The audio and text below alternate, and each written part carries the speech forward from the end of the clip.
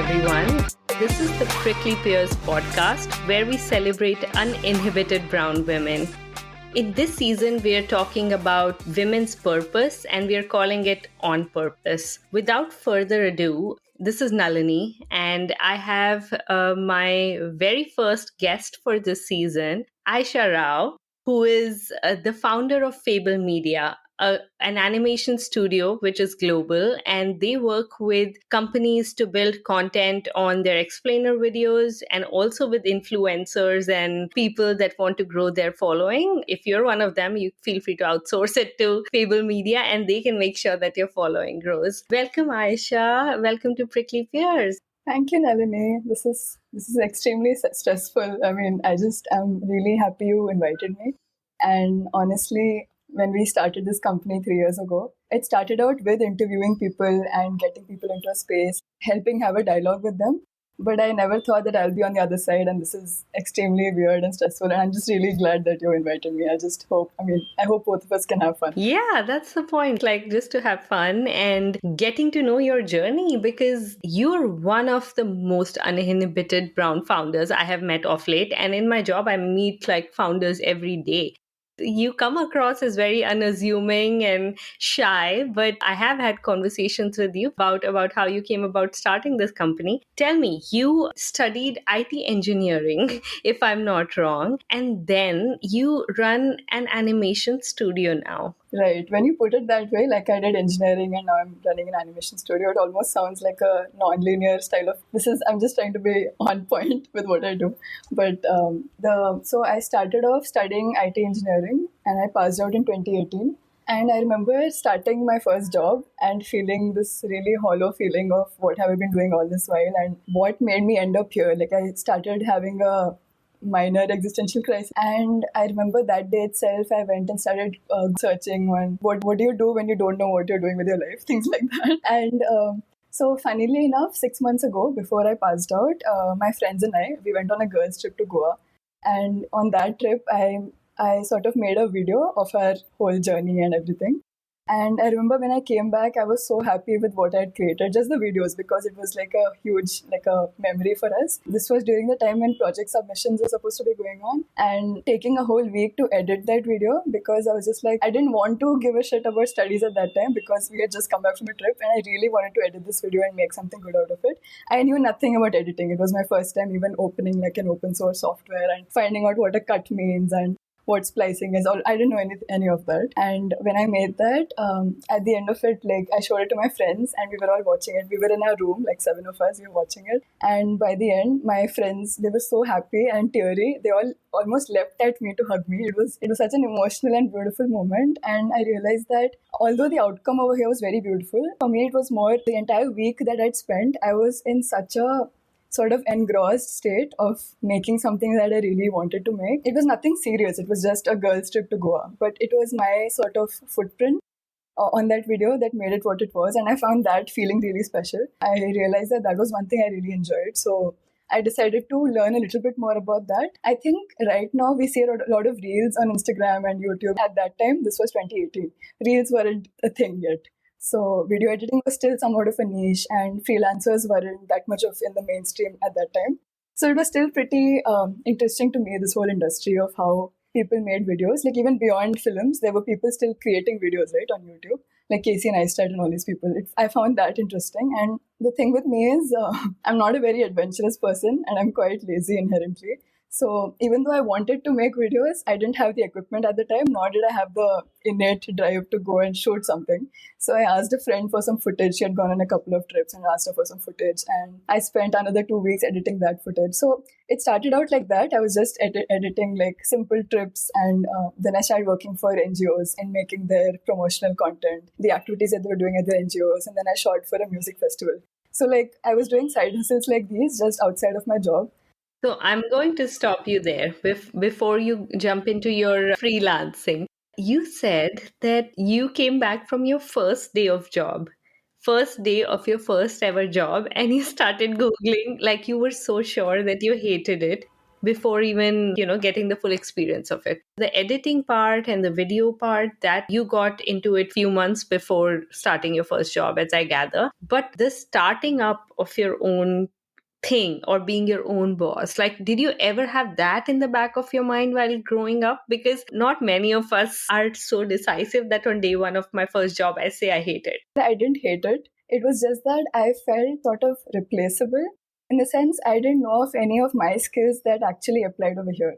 Like, when you get into the job first, you are one of the many people over there. And I didn't know what made me stand out here. So it was more a point of self reflection in my life. Like, what is it that I really want? So that's why I had to, for the first time, dig into myself. Like, what did I really want? Because I felt like I didn't use my college time wisely. So that's why I think the first job, like the first day, was kind of a push into that direction. As for my childhood, I feel I was a pretty obedient, a very no problem with authority kind of person. I was just like you, I have a military background and we moved around a lot. I wasn't very good at making friends, so I was mostly with books and with I learned how to use the computer way too early, I think. So these kind of things sort of influenced my way of working, I feel. Like I was always a very solo-driven person and didn't need external motivation to get me to do something. Like if I was interested on something, I would do it. So coming back to 2018, 2019, that's when I met my co-founder through a mutual friend. He was raised to dream big and to be very ambitious. And if you want something, go after it. And I feel like that kind of rubbed off on me. And so he was interning with Jubilee Media in Los Angeles, and they were a YouTube channel. They still are a YouTube channel that makes a certain type of videos which are more about the human experience. So he wanted to do something similar in India because India has a lot of different religions, different subcultures, a lot of different opinions within like a small section of people. To do that, I met him through a mutual friend and I didn't really know how I was going to contribute because it's not like I'm a grade A editor. I was just learning. In fact, he had a lot more knowledge than me. And at this point, you were still in your job and you were freelancing on the side. I was still working. Yeah. How my week was from Monday to Friday I would be working and like at night I would be editing sometimes. And then on Friday night I would go to the place where my friends were, like where my co-founder was, and there were a couple of other people. So we'd all sit in one flat, holed up over the weekend and working on these projects. We were editing, we were producing shows, and we were like, shooting over the weekend and things like that. So I feel that was the most productive time of my life because it's not like I was questioning where I was headed, but it was just a very intensive learning period from my co-founder and from just from having a very collaborative environment with other people. I feel like this was new to me because I was more of a solo crusader kind of a person before that. So I think my even the core value of Fable, I think, sort of comes from both our abilities to just help people without really expecting much in return initially, at least. Like for me, I knew that he came to Pune and he didn't really know many people, whereas I had a bit of a network, like from my company, my friends' companies. There were a bunch of people that if we had to get for a shoot, like say if we had to get like 5 mothers for a shoot for a particular episode, I could do that. And I could help him screen people and sort of cast them in the correct way. Even though I didn't have experience, I felt like I could help out simply by the will of, doing something meaningful here, because I really felt like what he was trying to do had some purpose. And I just wanted to attach myself to that purpose. I wasn't thinking too much about it. It was one of the situations where I was really eager to say yes to something without overthinking it, because I'm a big overthinker. And okay, so this sounds plain and simple when you have a salary coming in and then you're doing some stuff for fun. But the switch is something that many of us struggle with. I myself, that I'm in a day job when I do this and I have my multiple side gigs that drive my purpose. But there is a day job which I like, but there are these other things which I want to do that don't generate enough money as a job. How did you go from deciding to doing? Like, what were there some key milestones, or like it was just with the flow? How did it happen? It was both emotional and sort of logistical, because I remember in the first month of me working, I sort of told my dad that I don't think this is it for me. Like, how do I move from this? And he is very good with investments and financial planning. And he told me that whatever salary you're getting now, make sure you start in SIP. And he sort of helped me with putting together my funds and sort of streamlining it in a way so that when I finally get to leave my job, it's not like I'm totally out of, like I'm totally in the water and I don't have any money to support me and I have to rely on my parents. So I would give him full credit for showing me that way. So that was very practical in that sense.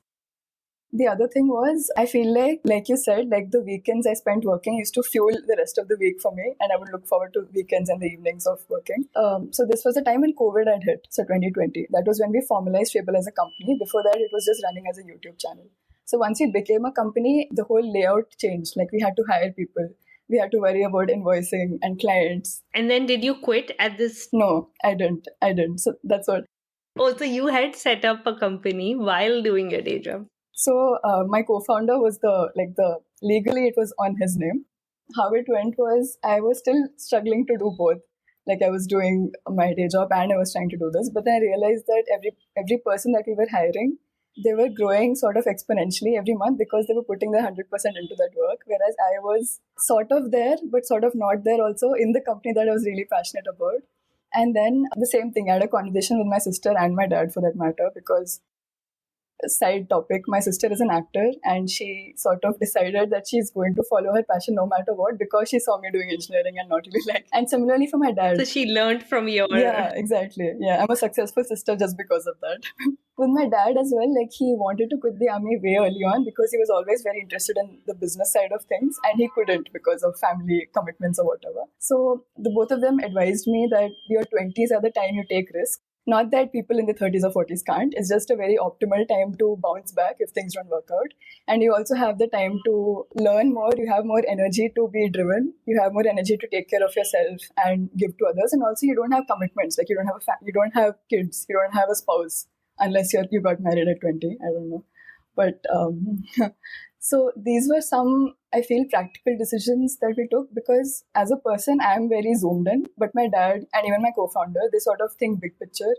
And I feel like having these kind of people in my life sort of influenced me to not see it as a risk, not see it as a, like, I'm losing money. It could also be that for 3 years, okay, I won't make money, but after that, look at how much I've learned. Or like it's an investment into that learning, and it's definitely an investment, yeah, into your personal growth more than anything. It's a selfish decision at the end of the day. And also that I didn't have any loans on my head. My parents took care of that. So obviously there's that privilege of not so much of finance, but also privilege of thought in the sense sometimes you can be rich, but you also won't have parents who support you in your career decisions. Like you still have to do something.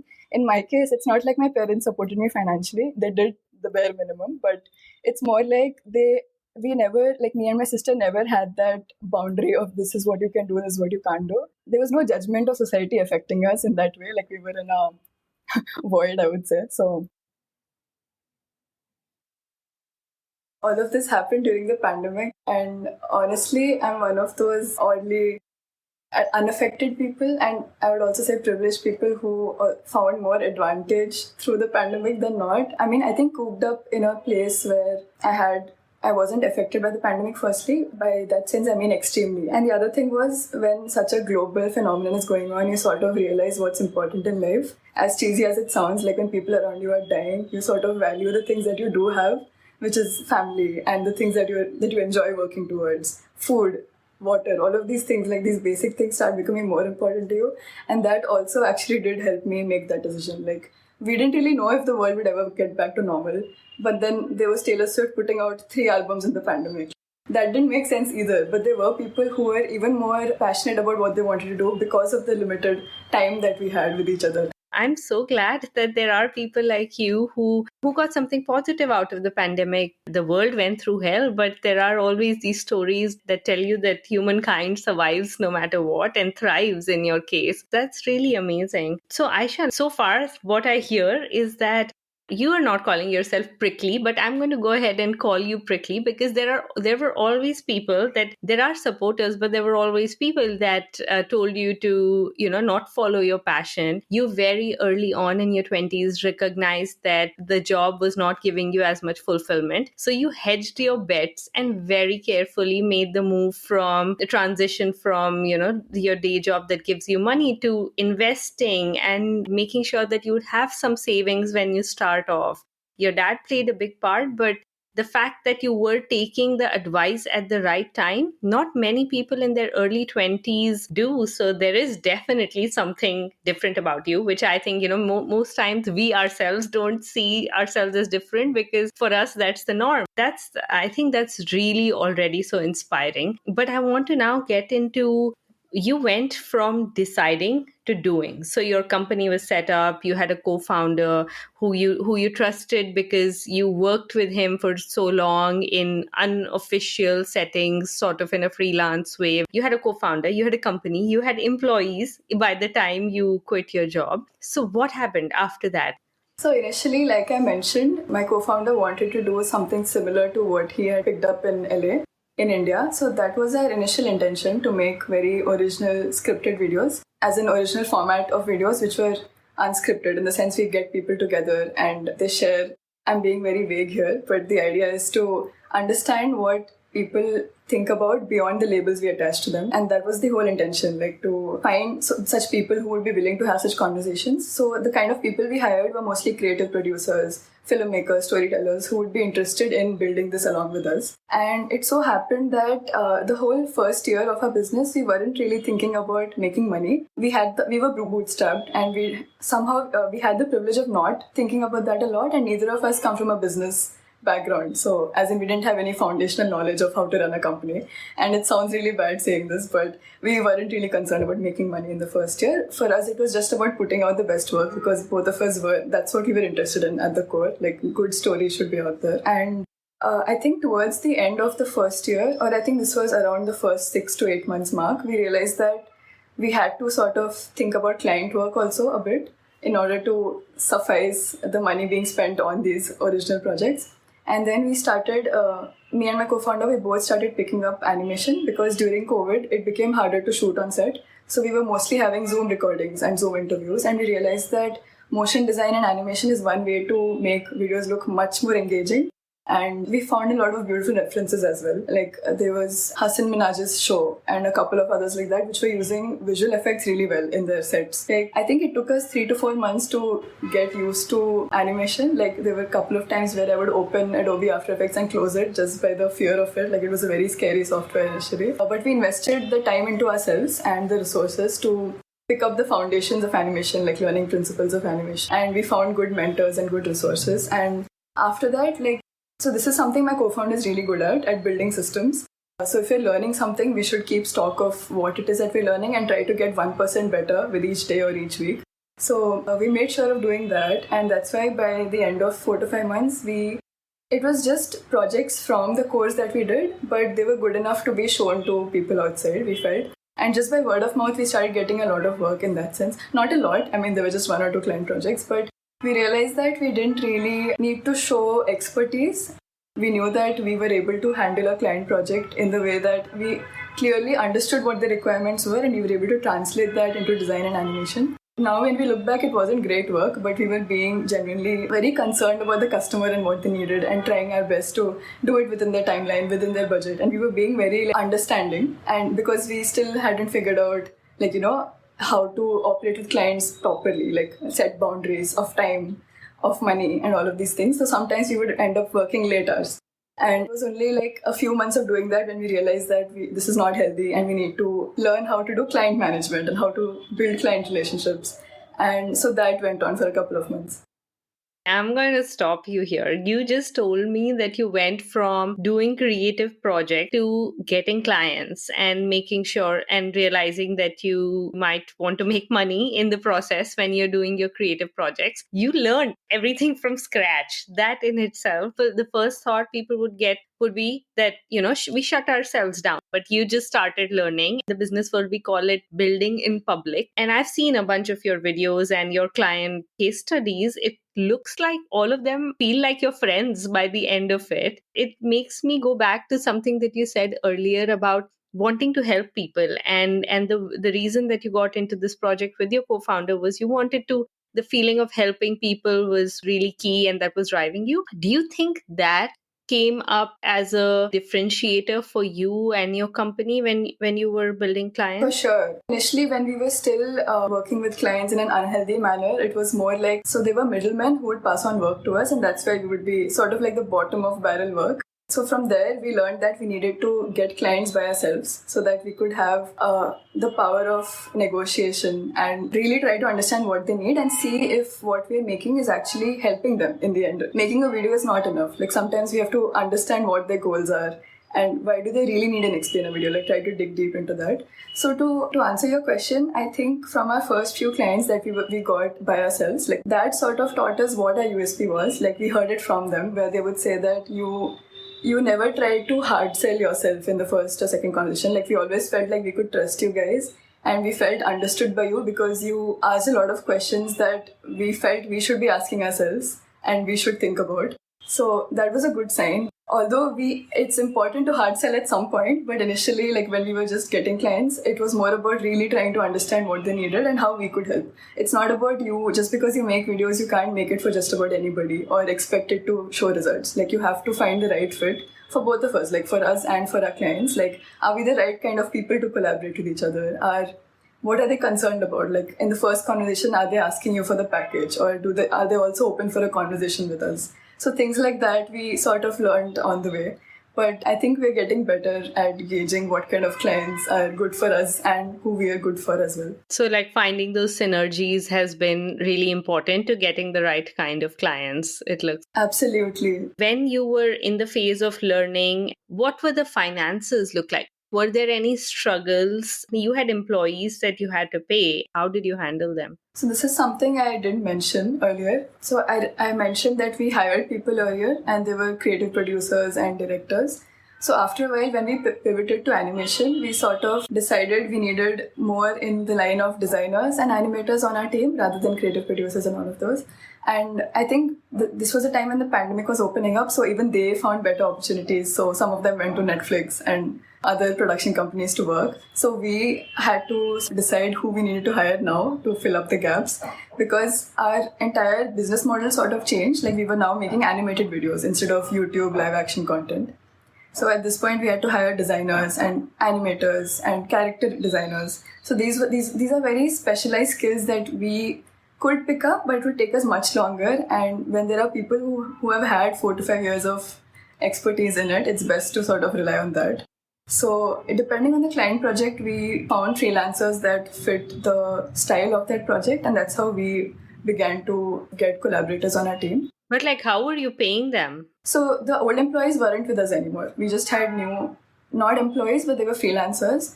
And we worked with them on a project-to-project basis. And sometimes when the synergies worked well, we would have recurring work for them. How we paid them was mostly out of our pocket initially, to be very honest. Because this was the time when we were still figuring out how to price our work. And initially, you almost don't really know how much your effort is worth. But sooner later, we sort of figured out that this is an optimal pay so that we can get this sort of skilled artist, or we'll have to compromise on the skill of the artist that we're getting on board. Figuring out how to pay people was really hard for us because I think both of us are the kind who will pay more to the people working with us and keep less for ourselves. It was damaging for us, but when you're setting up a company, I think these are small things to lose out on, like because at the end you're building great relationships with people, whether it's your artists you collaborate with or with your clients, and I feel you can't sacrifice that for a few pennies.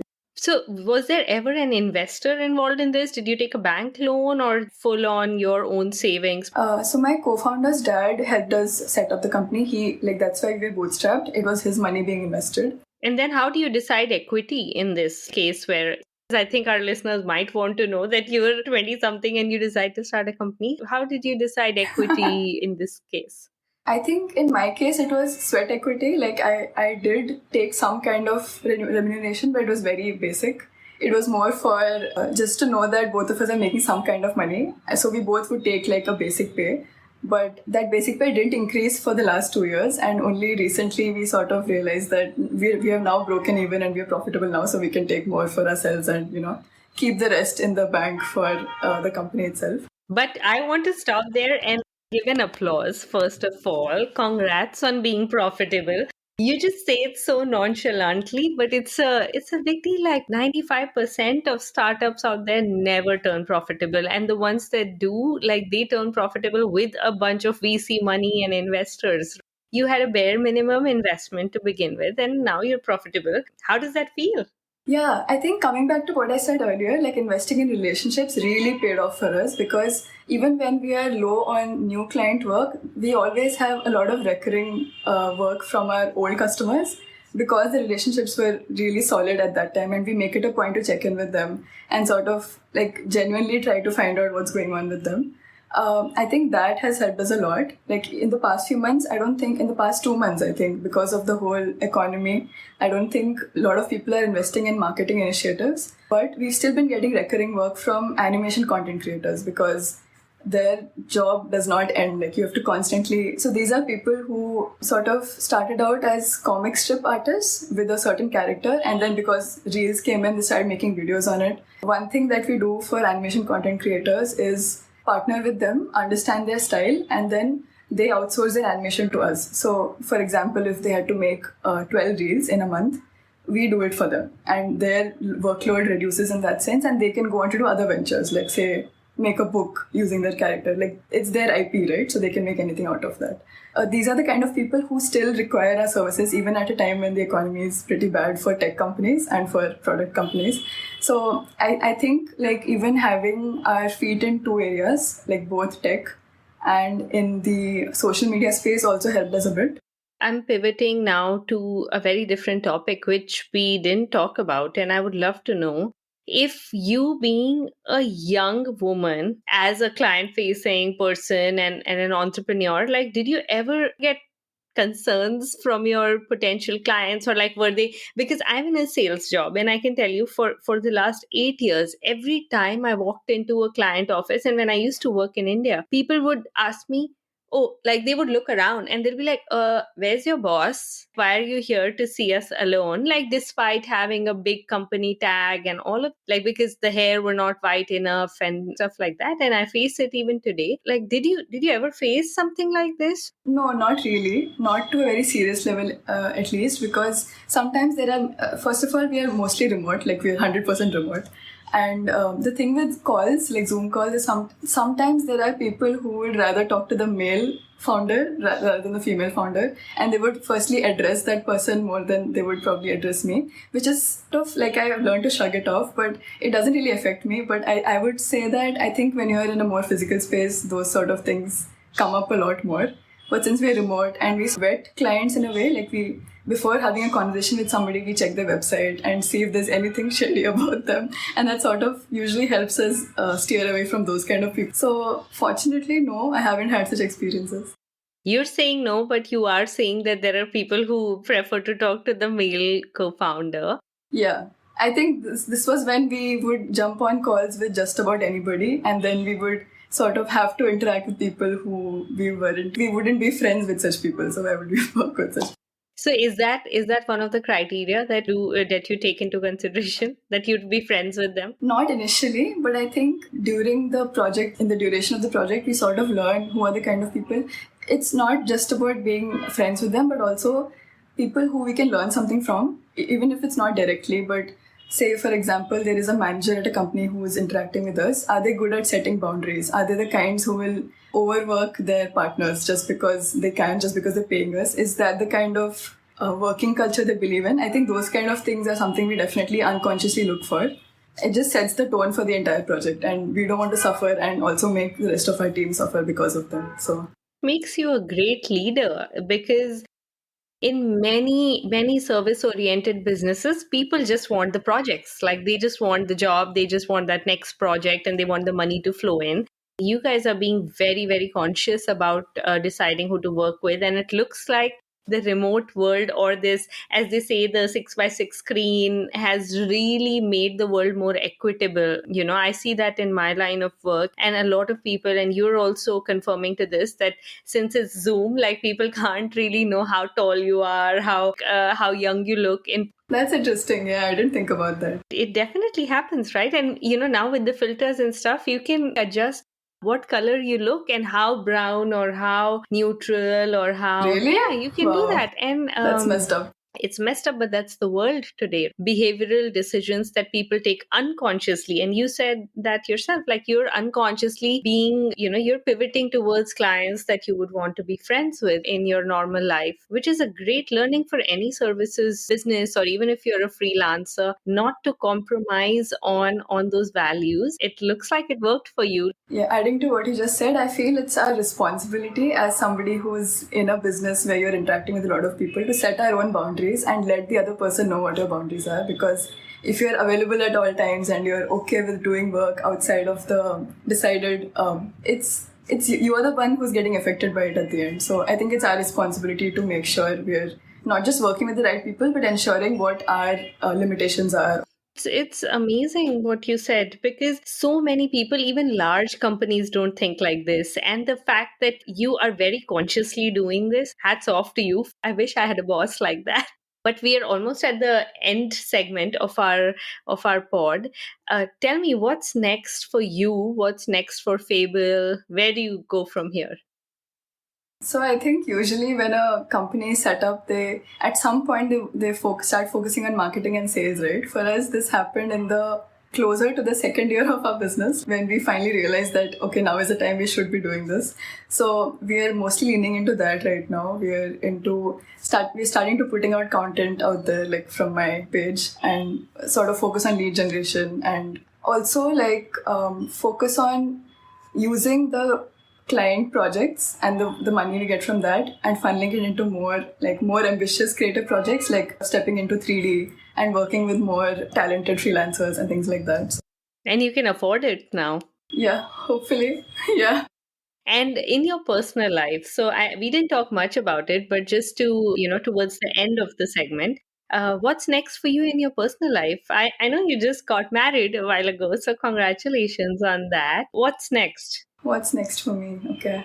So I'll be moving to Seattle, where my husband stays, in a couple of months once I get my visa. Start meeting a lot more people in Seattle itself, like find my own network over there, because I don't want to be somebody who's only depending on her husband's friends or the already existing friend circle to make a new life, like to build a new life. And I hope to become a little more outdoorsy, because Seattle is supposed to be a really beautiful place. Thank you so much, Aisha, for this really, really insightful and prickly conversation. Thank you so much. And with that, we're out.